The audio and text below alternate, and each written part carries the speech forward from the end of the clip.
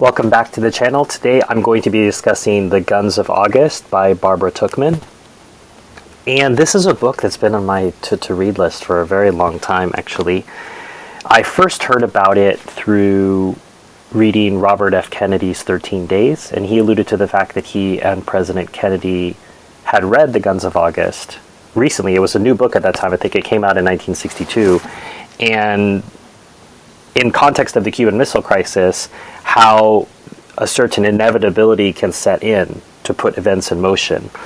And it had always been on my mind, wow, the president had read this book and it helped him to make decisions during a big crisis. And for whatever reason, maybe because it's a thick history book, it didn't make it up my list for a while. And I would say that's probably because I had been subject to some bad history books in my time. Particularly, I would say even this last year, I ran into one who will remain unnamed to protect the innocent or the guilty as it may be. But it's the challenge of knowing so many facts and then being unable to translate them into something that a layman can understand in a narrative, engaging, exciting manner. People who do this very well, I would say Dan Jones, Anthony Beevor, and before them, Barbara Tuchman.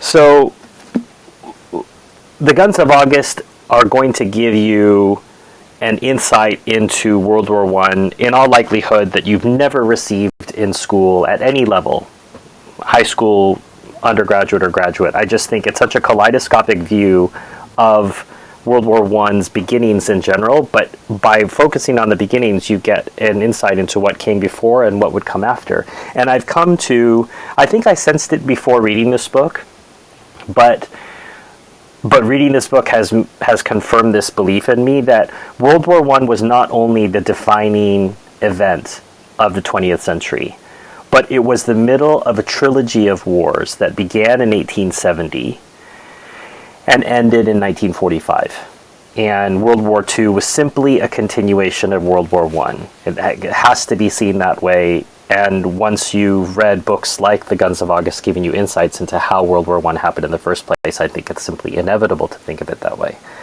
That said, as I read the text and understood things in a much better way than I ever had before, I was struck by the idea of growing up in a Europe in which your neighbors attacked you in order to dominate you.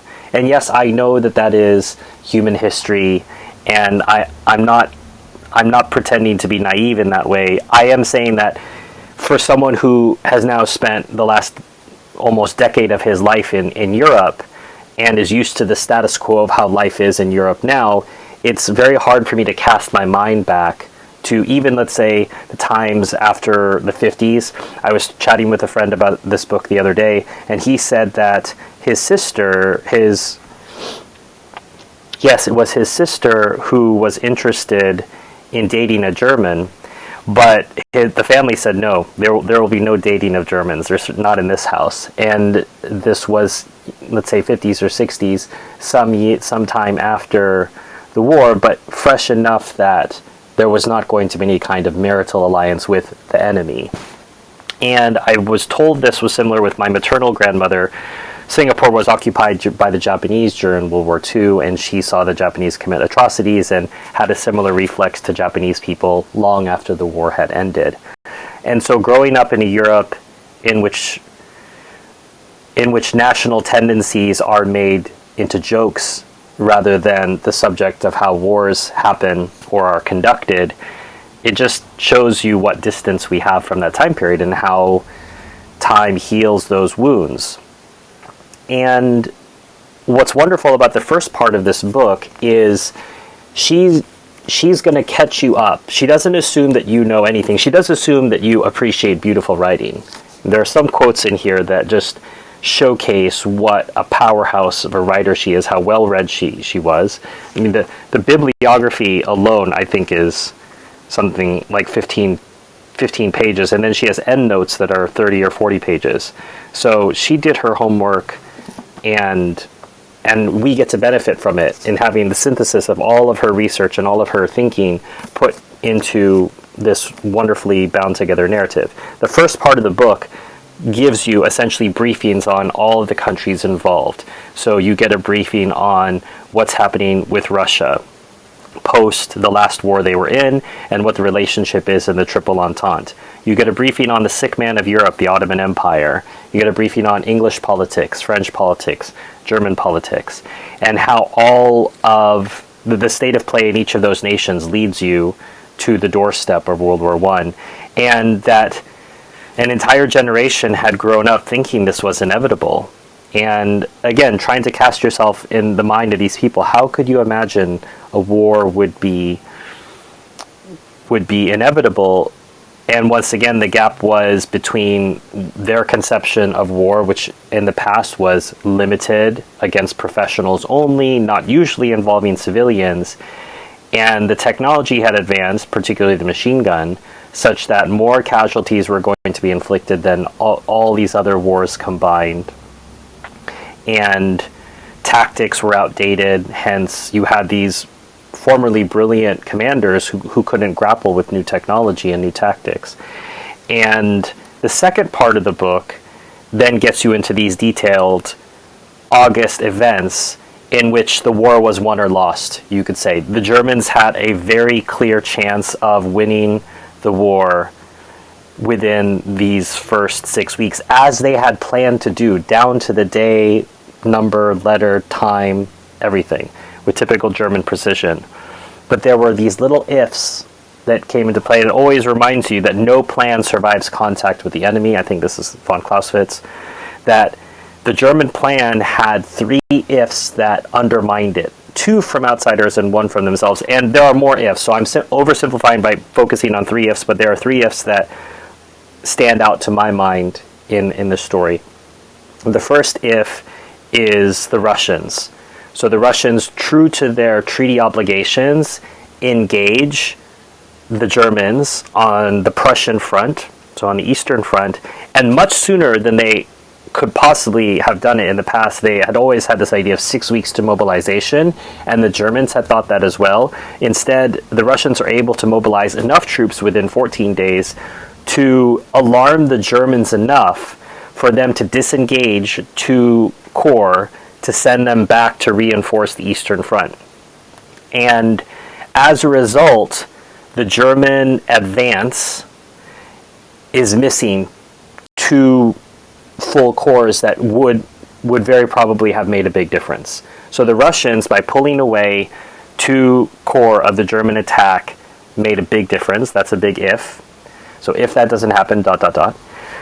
The British Expeditionary Force, the BEF, who sent over 4 divisions, I think, even though they engaged in a limited way and sometimes had to be forced, bullied, shamed into fighting because of various... it wasn't a question of cowardice. The General Sir John French seemed to really be unsure of situations, and I think for his part, regarding his own country, he was thinking, we have to get back across and defend our island. And so there wasn't a real clear alliance with the French, which we would see later with General Eisenhower commanding Allied troops, in which he had unity of command over international forces. I think they learned their lessons from World War I with the British Expeditionary Force, at least in these first 6 weeks. So the second if is, if the British don't come, you don't have reinforcements for the Battle of the Marne, which would have proved definitive. So just as much as the Germans would have had these 2 corps, potentially more to attack, and then with the British there'd be 4 less divisions to engage. So there's British superiority and German inferiority by removing pieces of their plan originally. But the third if goes back to the Germans' plans themselves. And their plan was to invade through Belgium, thereby violating Belgian neutrality, thereby, in a sense, forcing the British hand and making them come into the war to defend Belgian neutrality. As a result, you get these 4. The Germans could certainly have come up with a plan that avoided going through Belgium. That could have very easily been done. They didn't. It was partly to show their superiority. But the other part was something that is ordinarily smart within a military context, which was the Germans wanted their field commanders to be able to make decisions on their own without having to rely on headquarters. And von Kluck saw an opportunity to engage the French army in the field rather than wait for them to be in a siege position around Paris. And so he turned his army from, he was heading straight towards Paris, but he turned his army slightly to the east to try to engage the remnants of, I think it was the 5th French army, so that he could destroy them out in the field and then basically walk into Paris instead of having to attack fortified Paris. But this turn was fateful because by this time the French had figured out what was going on and created a defensive line and pushed back after 10 days of retreat. And the Germans couldn't believe after 10 days of retreat that the French would turn around and start fighting, forgetting, of course, that when your entire country is on the line, your entire way of life, and dominance by a foreign power, people find motivation. So the Germans had not calculated for this in their plans. But if I'm sounding enthusiastic about the book, it is because I am enthusiastic. It's wonderful to learn about history because it makes you understand how we are where we are now. That so many people will ask the question, particularly, let's say, at the end of a year, and the last couple years we've had have been strange indeed. And they'll say, well, how did we get to this place? And you can walk backwards through various points in history and say, well, this is at least how we got here, and then we got here from here, etc. And I would say that we are very much at a logical end of events that started here. So World War I dispensed with the old order, in which we still had some monarchs, this idea of limited warfare, that all goes away, and we get World War II, we then get a Cold War, and then we have giant blocks, whether it's NATO, the Warsaw Pact, the EU, in which collective action then freezes more general action. So if Germany had to act against something like the European Union, that would have been a different decision than Germany attacking the French and the Allies, the French and the Russians, which they had calculated they could. And so I would argue we're in a state of society now where people don't care. So it's not a question of, well, I'm going to go fight for France or I'm going to fight for Germany. That in a certain sense, there's a great apathy in the population. Would they go to war for anything? I don't know. It remains to be seen. But in this book, at least, written more than 100, not written more than 100 years ago, written in the 1960s about events that have now happened over 100 years ago, does give you insight into a time period where people were willing to go to war for what they believed in, and how different of a world that is. And if it feels strange to you to live in a world in which people don't fight for what they believe in, well, there's a logical track that gets us here from there. And obviously within world history of Christendom in general. But as I say, strongly recommended. Frankly, can't recommend it enough. Learn more about your past, learn more about world history, even if you're not from Europe, even if you don't live in Europe, even if you've never visited Europe. These events affected the whole world, whether you like it or not. That's the reality of it. So definitely give it a read. If you want to support book reviews like this, please consider supporting my Patreon. There'll be a link for this below, along with obviously a link to The Guns of August. If you haven't already hit the like button, please do. If you like the video, hit subscribe if you'd like to see more reviews. And those who support my Patreon will also get access to a once-a-month exclusive review that I only give to the patrons and then become public 3 or 4 months later. So if you'd like access to all of those, please consider contributing. Otherwise, I hope you enjoyed the review. And until next time, enjoy your reading.